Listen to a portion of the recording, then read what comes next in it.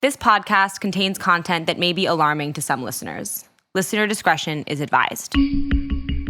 Every day, 100 civilians are killed in conflict and countless more are harmed. Yet their perspectives are often missing from the stories we tell about war. This is the Civilian Protection Podcast, a monthly podcast produced by Civic and PAX.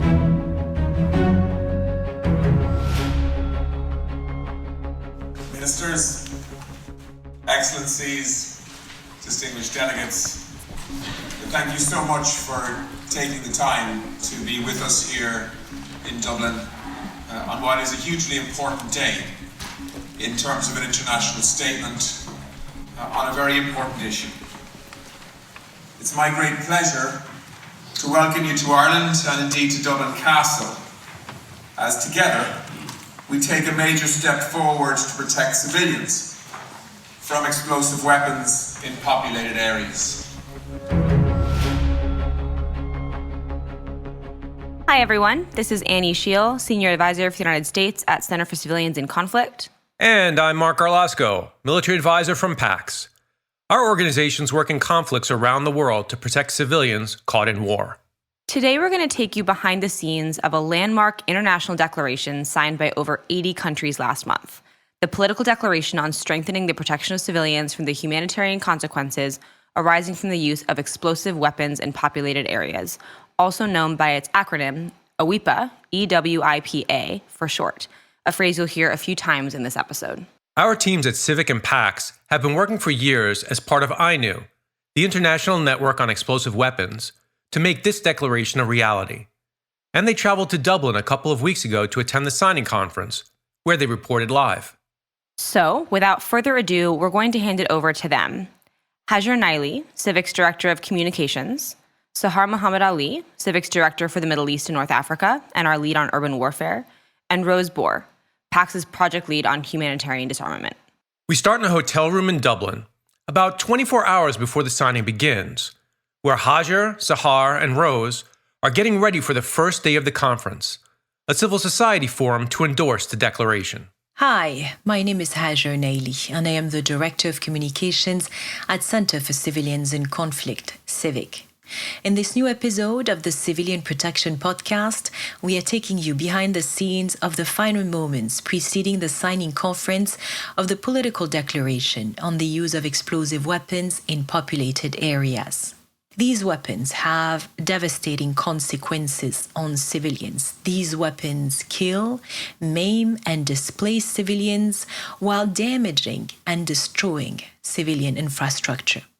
To give you an idea, here is one staggering number. When explosive weapons are used in town, cities, and other crowded areas, 90% of victims are civilians. In other words, the use of explosive weapons in populated areas has now become the leading cause of civilian casualties in today's armed conflicts. The political declaration is the first formal international recognition that when cities and towns are bombed, civilians are the ones who suffer the most. From Mosul to Mogadishu to Tripoli and Kharkiv, there are no shortage of examples. That is why action to eliminate the harm to civilians caused by the use of explosive weapons in populated areas must be taken urgently. Unlike most of our previous episodes, this one is recorded close to where the action is, so we are in Dublin, the Irish capital, where representatives of dozens of countries are gathering to endorse and sign the declaration. We are taking you along for the next 36 hours.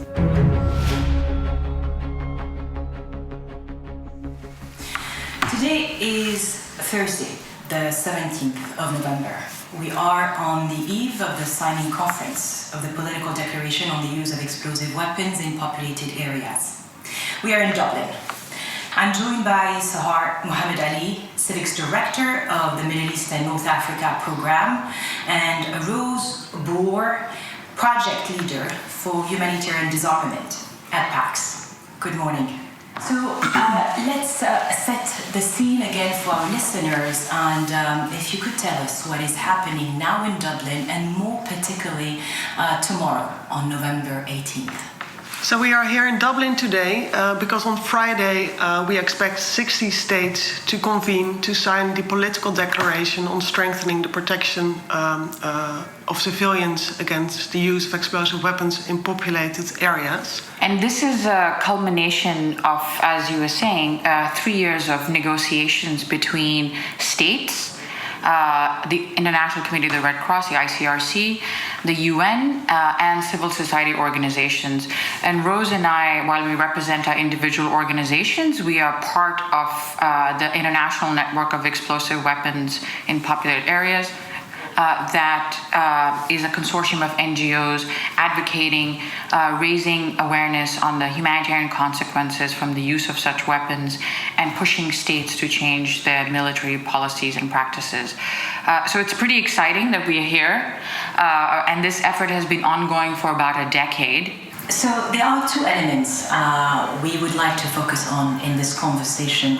One is explosive weapons in populated areas, and the other is the political declaration. So maybe let's start with the explosive weapons in populated areas and help our listeners understand what are these explosive weapons. So I think just to set the stage, about why we are here tomorrow and what has happened over the last 10 years to get to this stage in terms of really seeing what the patterns of harm are to civilians. Current conflicts and future conflicts are taking place in urban areas. Urban warfare is impacting around 50 million people worldwide. It is one of the most difficult things to conduct military operations in urban areas because of the terrain, the buildings, subterranean, underground areas, the presence of the population, presence of critical infrastructure such as hospitals, electric power facilities, water treatment facilities, and we have seen that when explosive weapons are used in populated areas, 90% of casualties are civilians. So there are both direct effects from the use of these weapons to civilians in terms of death, injuries, displacement, as well as when these weapons impact hospitals and electric power grids and water treatment facilities and they're degraded or damaged, the civilian population is unable to use these essential services that they need to survive. So that also leads to displacement. And we've seen in current conflict that there's protracted displacement because these areas are uninhabitable.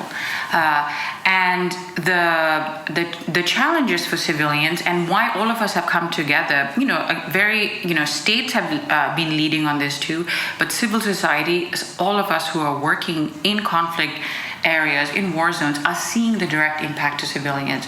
PAX has been doing research on the ground, Civic has been doing research on the ground, and so have other organizations. And we have then been raising awareness on the humanitarian impact and what can be done by states. And we're happy to discuss more in terms of the actual commitments in the political declaration, but I just wanted to set the scene that this call to action is based on data from the ground and saying, this is unacceptable. The consequences to civilians are unacceptable and something has to change. I think the indirect effects of explosive weapons are really important to note here also today, because towns and cities often host critical infrastructure that civilians depend on, right? And these effects are often overlooked. So we read the news in the newspapers about the direct casualties, the deaths and the injuries, but often we overlook the long-term and intertwined pattern of harm that arises. When water services are impacted, a hospital will not be able to wash its patients, provide water, but also the heating doesn't work.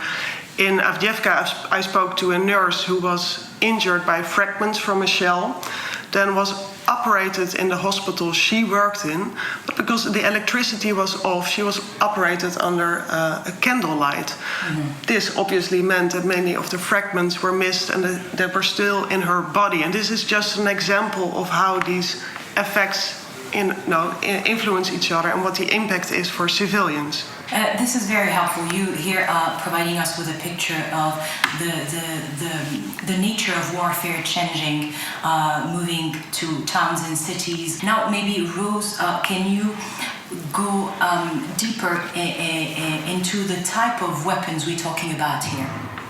Explosive weapons basically refers to a type of weapon that detonates and that projects blast and fragmentation around the point of detonation, right? A hand grenade will do so, but also a heavy aircraft bomb. So it's a very wide range of weapons, but what they have in common is that they project blast and fragmentation. There's a range, and there's a range in risk that they pose to civilians when these weapons are used in populated areas. And I think the main factor that will dictate the risk to civilians is how far the effects will extend from the point of detonation.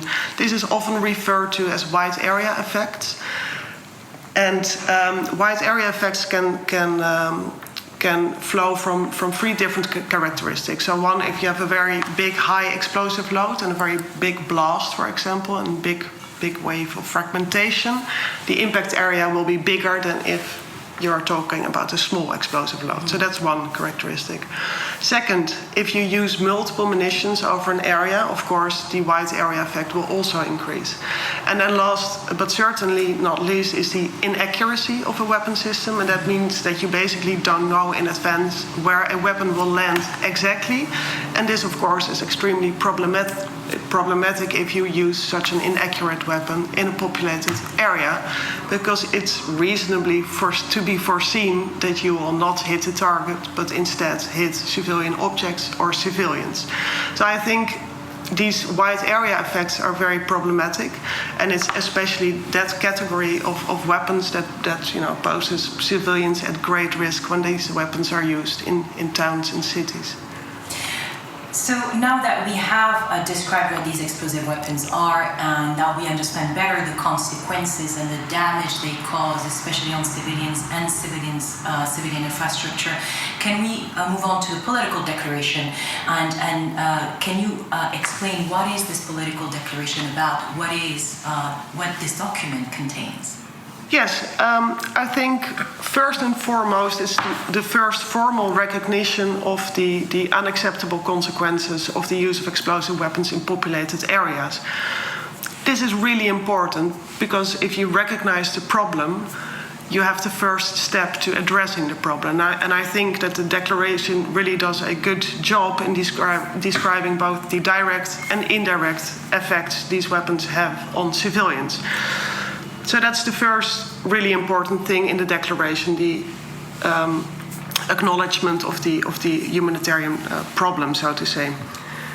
The declaration then has a central commitment that dictates that militaries should restrict or refrain from the use of explosive weapons in populated areas when their use is expected to cause harm to civilians or civilian objects. This is a very important commitment, of course, about the use. Then there's also commitments that states are making in the declaration to collect and share data on the effects of the use of explosive weapons, and also to provide support and assistance to victims and their communities. Yeah. And if I can just add, one of the really interesting and positive aspects of this declaration is, first, there's a recognition that all military operations should be, of course, conducted in adherence to international humanitarian law, but it's a call to action that changes are needed to military practices and policies and training to specifically understand what the risks to civilians are and to civilian objects, and how to adapt to the complicated and very challenging environment of conducting operations in populated areas.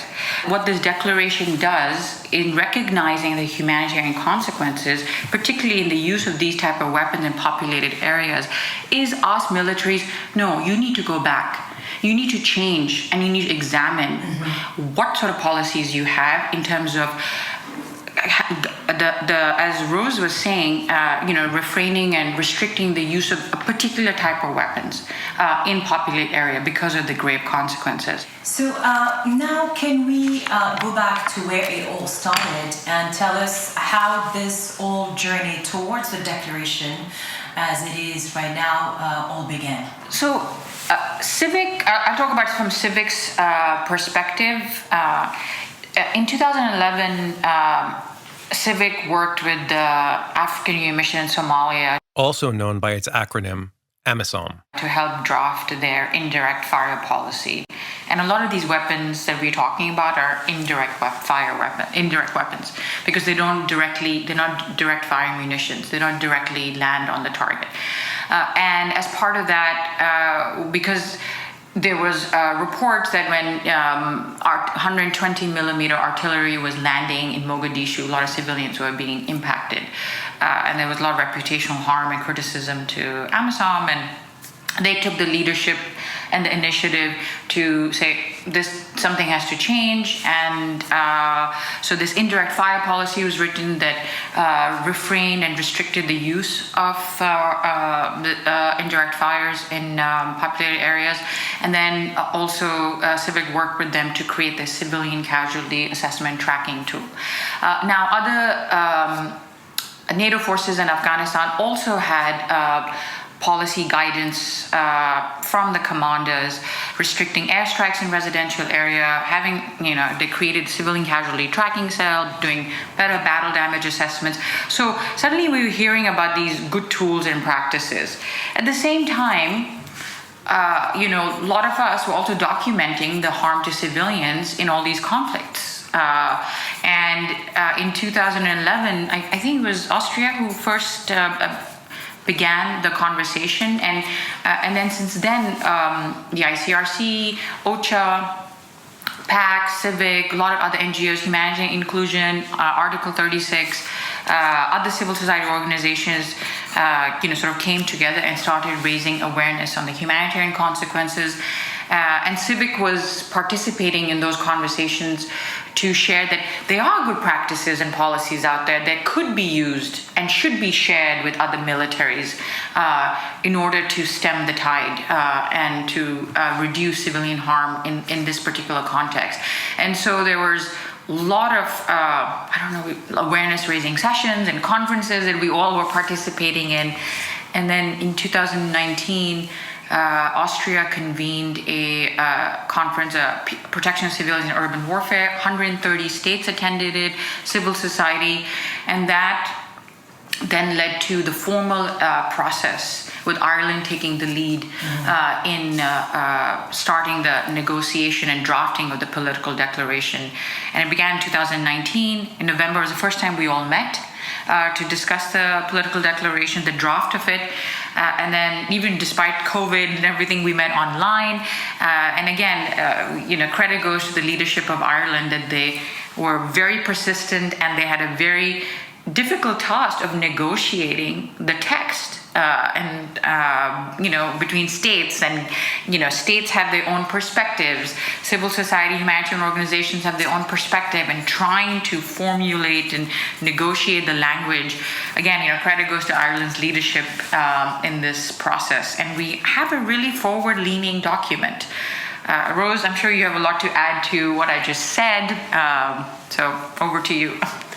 Yeah, no, I think it was already in 2009 where the UN Secretary General mentioned in his Protection of Civilians report his concerns about the use of explosive weapons. And I think what really took us there was that it was not just states, not just civil society, but also UN organizations, the ICRC. It's the partnership, and that grew over the years and years and years of different actors with different fields of constituencies and fields of expertise.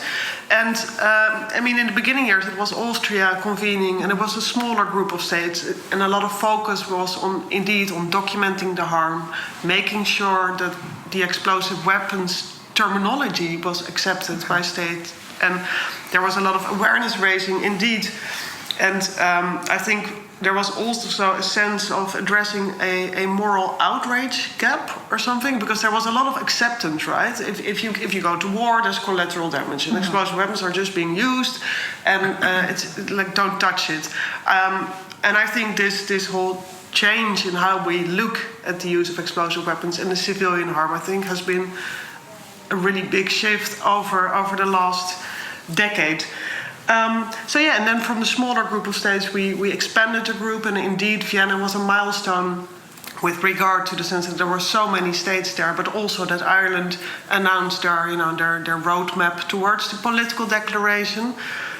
And then when we were almost there, I think it was like the last final consultations on the text of the political declaration, then COVID hit. Mm-hmm. And there was another 2 years added to the process in which we had to convene the meetings online.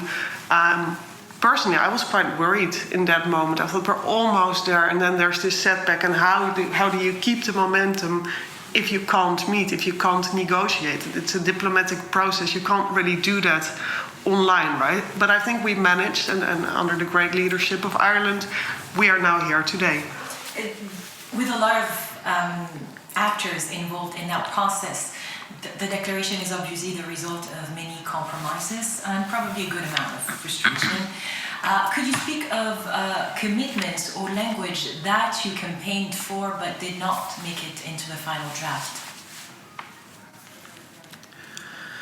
Yes, you are right. I mean, a text is always a compromise. I think Pax would have liked to see the reference to wide area effects in the central commitment, to make sure that states refrain from the use of explosive weapons with wide area effects in populated areas.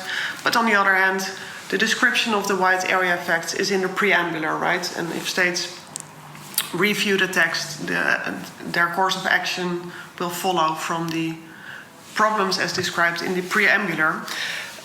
With regard to the data gathering, it says where feasible and appropriate.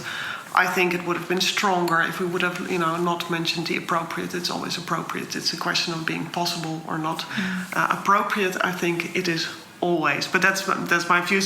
But I think in general, considering the fact that it will be a compromise, I think it's a good basis. I think it's a good starting point for positive change. And when implemented in good faith, I think this declaration really has a potential to have an impact. But it's not the end of the road. It's a starting point. It's a milestone. But the real work, starts here. But I think the interpretation and the implementation of the political declaration is really at, the core of the change it will have for civilians in conflict. After tomorrow is focusing on implementation, and political will and leadership is needed. And it's for states to say these commitments are going to be implemented and applied for all conflicts at state if they are called to action, or either in defending their country or in support of partner forces, or if they are called to participate in a military coalition. It doesn't matter if it's a counterinsurgency operation or counterterrorism operation.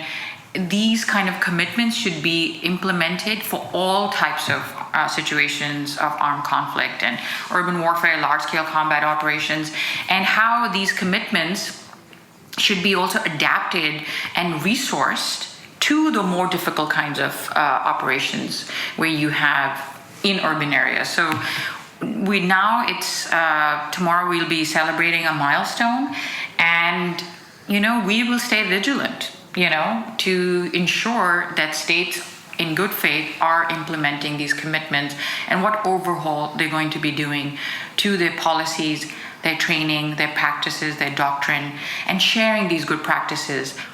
So after the signature begins the implementation phase, and so before we end this conversation, can you briefly speak of how we make sure that countries are on track and are truly making the changes and taking the actions they committed to? So the declaration calls for, I think, Article 4.7 ask states to meet on a regular basis to review the implementation of the declaration and how it is identifying any additional measures that it's going to take, and then to exchange good policies and practices.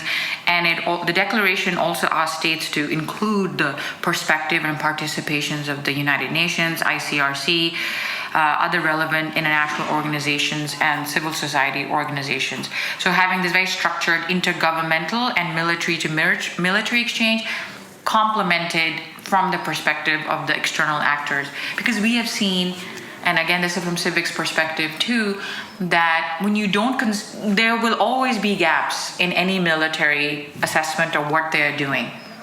And so it is so important to get the perspective of conflict-impacted communities from civil society, because they're on the ground. They have access and are able to move around areas that sometimes military forces may not because of force protection reasons or other reasons. So having this holistic approach is really important. And the development of the declaration was in this very inclusive approach, very collaborative approach, bringing in the perspectives of all, states, militaries, NGOs, the UN and ICRC, and again, the spirit of this declaration and implementation also calls that this kind of regular exchange is sort of continues. And I think tomorrow we'll also find out which state is going to sort of take the lead in sort of facilitating, we hope, I don't know, in facilitating this coordinating role of states meeting to discuss how they're implementing the declaration, and I hope we learn more about it tomorrow. Sahar and Rose, this was very, very helpful. Thank you. We'll speak again tomorrow. Tomorrow we will also be in the room as country endorse officially the declaration, and we will be there to remind them that what they do after can mean a difference between life and death. Thank you. Thank you. Thank you. My name is Jane Ann McKenna. I'm the CEO of DOCUS, which is the Irish Network for International Development and Humanitarian Organisations here in Ireland. And we're delighted to be co-hosting this event with INU today. We now fast forward to about 10 hours later. The Civic and PAX teams have just wrapped up day one of the conference, a gathering of civil society groups and states coming together in advance of the signing. Survivors of armed conflicts, activists, members of international organizations, as well as government representatives such as Ireland and Austria came together today on the eve of the signing conference of the political declaration on the use of explosive weapons in populated areas to celebrate a significant milestone for the protection of civilians in armed conflicts. Today is a moment of celebration. That's a feeling that was repeatedly shared in Dublin by most of parties that have taken part in this process of drafting and negotiating a political declaration. International organizations also describe the political declaration as a strong document with the potential to save civilian lives if implemented correctly and rapidly. The Irish ambassador to the permanent mission of Ireland to the United Nations in Geneva, Michael Gaffey, explained that he never thought that we will be all here one day in Dublin to sign such a declaration. And I think we need to see this issue as very much, it's not just a disarmament issue, it's a humanitarian issue, it's a political issue. But above all, it's an issue of, it's a moral issue and an issue of human decency. And I think what we've achieved, all of us together, is very, very significant. And we've achieved it at a time when the world is not in a good place. And when we are experiencing crisis after crisis, interlocking crises that are affecting everyone. So even the concept that we discussed ad nauseum of reverberating effects, I think we understand even better in these days, as every crisis that we face has an impact on every other crisis, compounding them. So this is a moment, I think, for us to really savor, not to rest on our laurels, but at this point, when so many people say that things are hopeless, we have managed to achieve something in the area of disarmament and humanitarian disarmament, which many thought we could not achieve. He also said that this political declaration is not a Ukraine declaration referring to the current war in Ukraine. And it's really important to state that this is not a Ukraine-only agreement. This is an agreement about the use of explosive weapons in populated areas and the protection of civilians in armed conflict, wherever that conflict may be taking place, including Ukraine, but also Yemen, also Syria, also Iraq, and elsewhere. Survivors of the war in Syria were also in the room and shared what it was like to live under constant bombing. One survivor who fled Aleppo 10 years ago, Nujeen Mustafa, she told us that she used to turn up the volume of her TV in her living room to cover the sound of bombs falling over her city. I was 12 at the time, the age where all you care about is your school test or your favorite musical band. But we were all afraid for our lives, and it's not an experience that I would wish on anyone. We were being bombed every day, and we would wake up and sleep on the sound of bombs and the constant air raids. It's not a psychological state that anyone would want to be in, being constantly anxious and afraid. With my wheelchair, it was even more.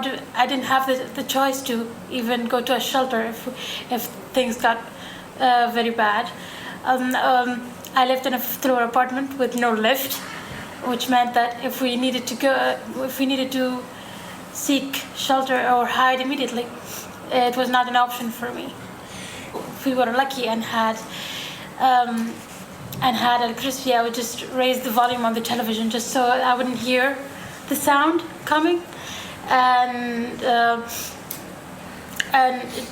it was sad to see the city that I've loved all my life be destroyed and bombed for nonsensical reasons, for no reason at all. She also explained that there is no time for countries to keep thinking if this is a declaration that they should sign or not, because she said time is not on the side of civilians in armed conflict today.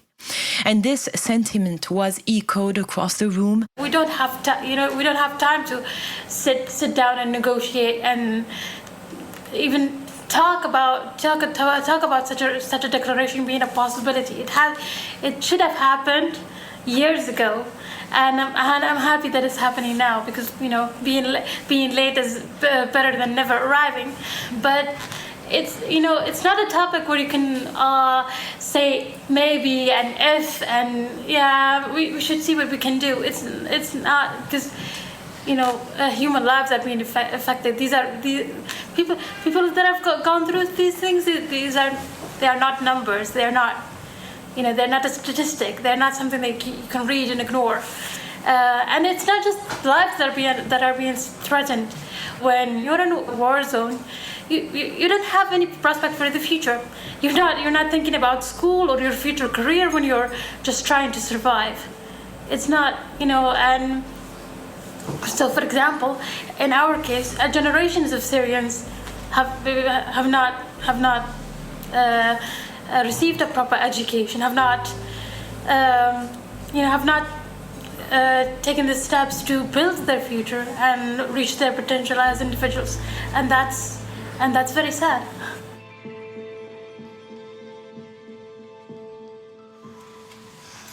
Ministers, Excellencies, distinguished delegates, thank you so much for taking the time to be with us here in Dublin on what is a hugely important day in terms of an international statement on a very important issue. It's my great pleasure to welcome you to Ireland and indeed to Dublin Castle, as together we take a major step forward to protect civilians from explosive weapons in populated areas. That's Irish Foreign Minister Simon Coveney. To orient our listeners, we've now arrived at the big day, November 18th, the signing of this landmark document. Here's how we opened the signing conference. For too long, we've seen appalling consequences for civilians including in Syria, in Yemen.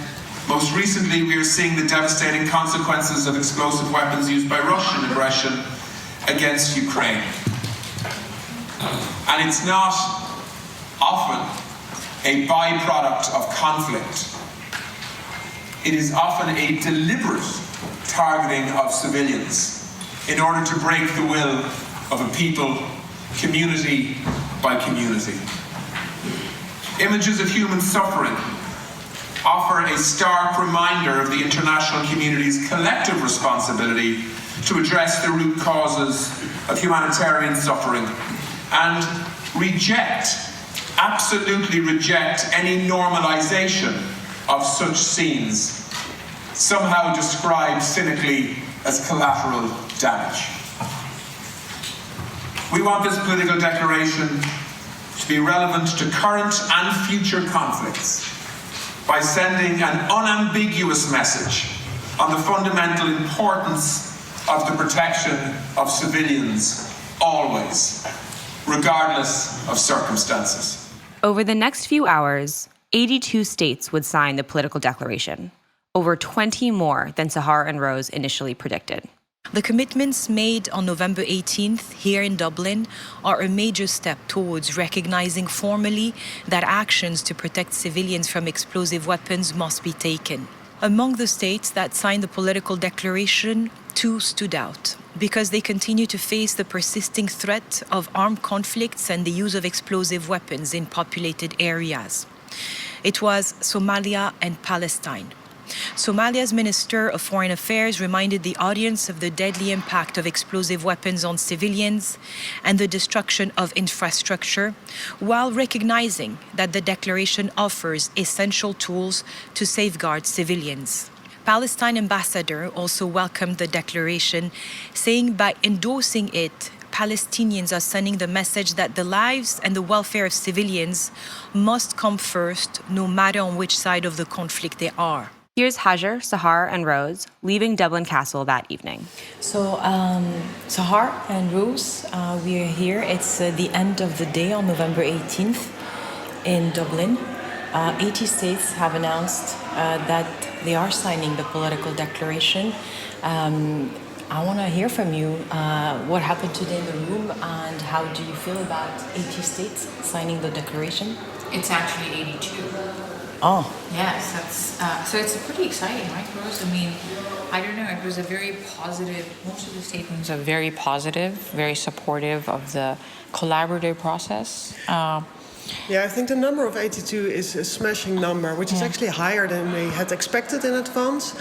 And I think one other thing that happened today, which was very positive, was that the next meeting was announced by Norway. So this point in the horizon and to move onwards in a collaborative way to implement the declaration, I think for me was also a highlight of today. Yeah. What I thought was also interesting, a lot of states talked about implementation and said this is an urgent call to action and we need to implement. And some military active states were the ones who were saying it. And they were basically saying that all states and militaries should be implementing this. So I thought that was very positive. Implementing the declaration, also mentioning that there's always ways in which you can improve the implementation of existing policies and practices. I think this was a very hopeful day, and it's promising for the near future.